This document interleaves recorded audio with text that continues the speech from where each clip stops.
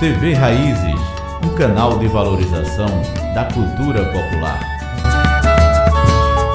Professor, a vertente mais tradicional da historiografia brasileira sempre insistiu em um eixo central sobre a formação do Brasil, a relação entre a metrópole, Portugal, e a colônia. O senhor, especialmente em O Trato dos Viventes, apresenta um terceiro polo nesse desenho, representado pelo peso de Angola no tráfico de escravos. O que essa nova geometria da colonização indica sobre a construção brasileira? Bom, Breno, obrigado. Eu acho que a apresentação é perfeita. Acontece o seguinte, havia uma espécie de confusão e até um certo equívoco sobre os números do tráfico de escravizado. Embora tivesse havido um livro pioneiro, A Escravidão Africana, do Maurício Goulart, que foi um militante de esquerda, foi deputado do PTB, aliás, foi cassado depois. Ele era aqui de São Paulo, eu conheci logo depois do golpe, e não sabia, só mais tarde, eu era amigo da filha dele, que eu fui me dar conta que ele era um autor pioneiro, porque ele tinha escrito em 1948 um livro que praticamente equacionava a questão da estatística do tráfico. Mas isso não ficou, o livro dele não teve a repercussão que merecia, e foi preciso, nos anos 80, 90 e finalmente no ano 2000, eu vou saltar as etapas, uma equipe internacional que,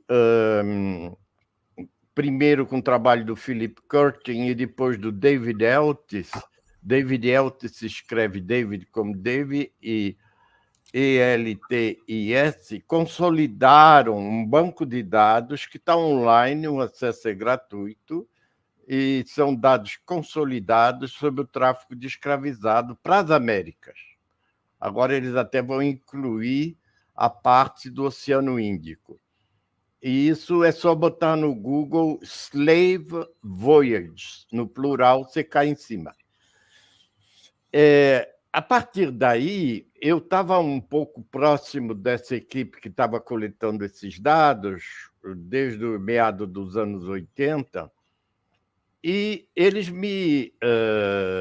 eu estava acabando o meu doutorado, eles então me passaram os dados estatísticos e ficou claro que o Brasil aí era o maior importador. Isso, boa, Breno. É muito importante. A superfície tem em português também, tá bom? Dá para ver, inclusive, aqui, ó, tá vendo? Não está todo em português, mas está em parte, tá vendo ali, ó? Uhum. Artigos especiais, é muito bom, inclusive, para os professores do ensino médio, até professores universitários que não estão ao corrente, utilizarem isso. E esses dados, então, mostraram que o Brasil era o maior importador de escravizado africano das Américas, que o Rio de Janeiro tinha tido um peso essencial.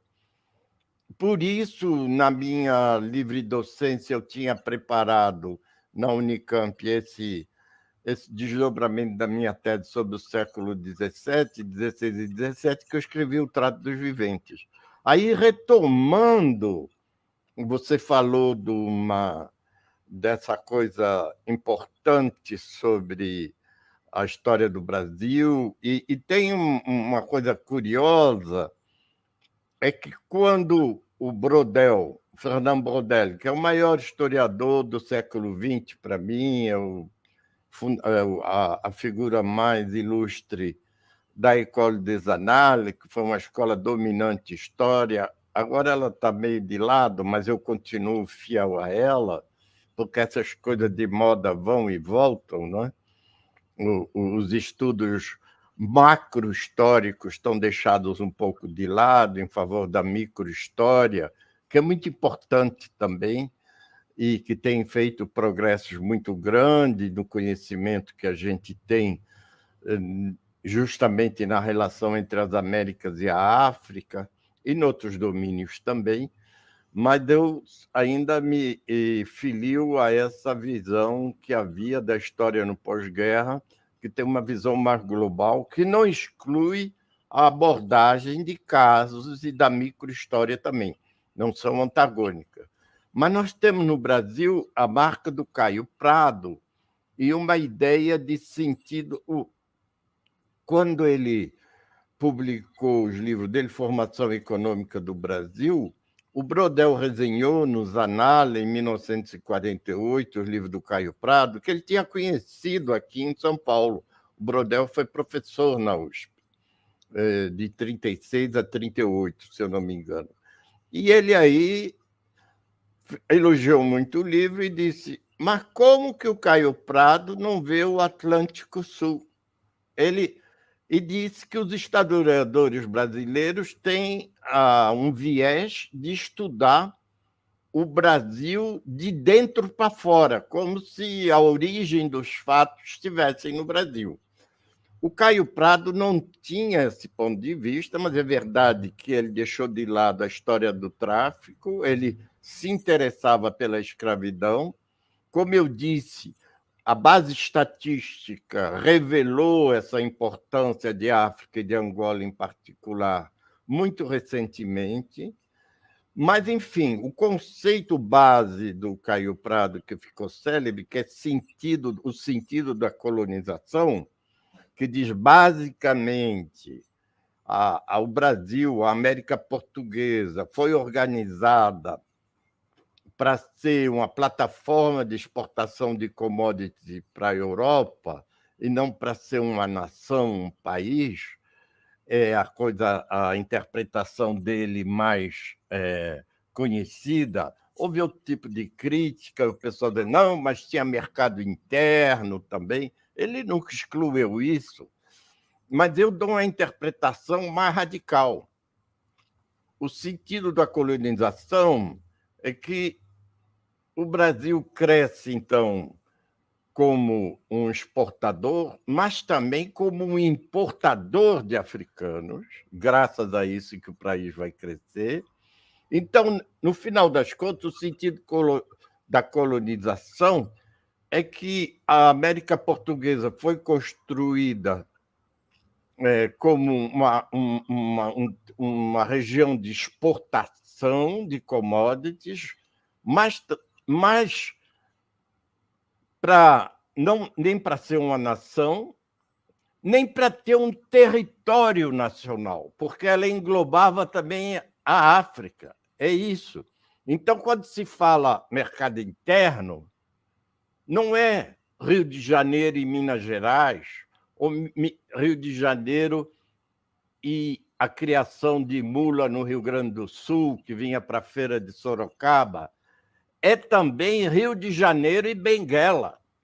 É também Pernambuco e Luanda. É também a Bahia e o Daomé.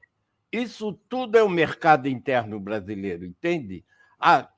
O colonialismo não desenhou colônias para serem nações, nem desenhou as fronteiras coloniais para serem fronteiras nacionais. A África é o melhor exemplo disso. A África herdou do colonialismo colônias quase inviáveis, porque são colônias em linha reta. A África é o continente que tem mais fronteira ortogonal.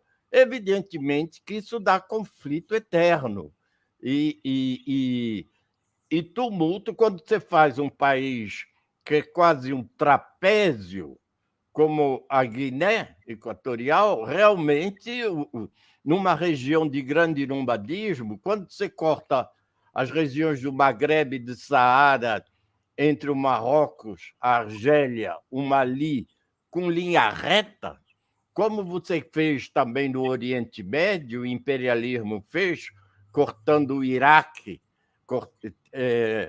e a Jordânia, que tem também fronteira em linha reta, da região do mundo onde nasceram as primeiras civilizações, que não tinham nada a ver com essas fronteiras artificiais, evidentemente isso é uma bomba a retardamento.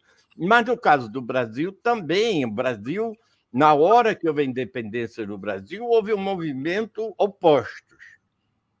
O Maranhão e o Pará, isto é, o estado do Grão-Pará e Maranhão e toda essa região que ia do Rio Grande do Norte para o norte, lá onde é Santo Antônio do Gostoso, esse lugar que ficou na moda aí, eu dou essa referência. A região da Amazônia Legal, né? Não, eu estou falando do litoral aí. Ah, do litoral. Que engloba, então, metade do Rio Grande do Norte, Ceará, Piauí, Maranhão e o Pará, que aí sim englobava a Amazônia. Essa era uma região que tinha um sistema náutico totalmente diferente. Essa região estava muito mais próxima de Lisboa do que do Rio de Janeiro. Quando veio a independência, eles disseram do Rio de Janeiro, tem um governo lá, não sei o quê, uma monarquia, estamos fora. Passar bem, nós queremos continuar com Lisboa. Aí teve que mandar lá o Cochrane, com a Força Naval, que era um mercenário, não é? A serviço da coroa, e o Labatut, que era um outro mercenário, ele francês, para atacar lá o pessoal do Piauí, e a junta do Piauí mandou, diante do ultimato do Labatut, disse que não queria se juntar ao governo do Rio de Janeiro.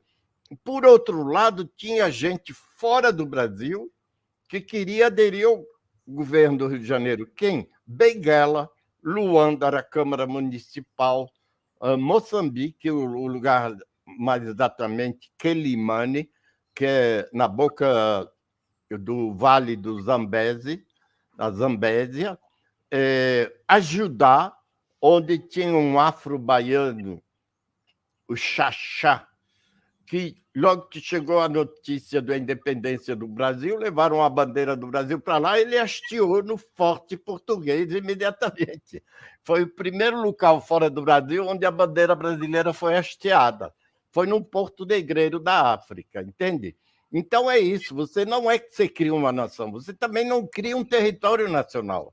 Ora, a historiografia brasileira, e como notou o Caio Prado, mas não só brasileira, mas mesmo dos estrangeiros que escrevem sobre o Brasil, se amarram nesse território atual como ele já tivesse vocacionado desde a chegada de Cabral para ser uma unidade nacional, sem pensar 2 minutos numa coisa extremamente importante, é que o Brasil é o único vice-reino ibérico e, mais largamente, o único agregado colonial europeu nas Américas que não se fragmentou na independência.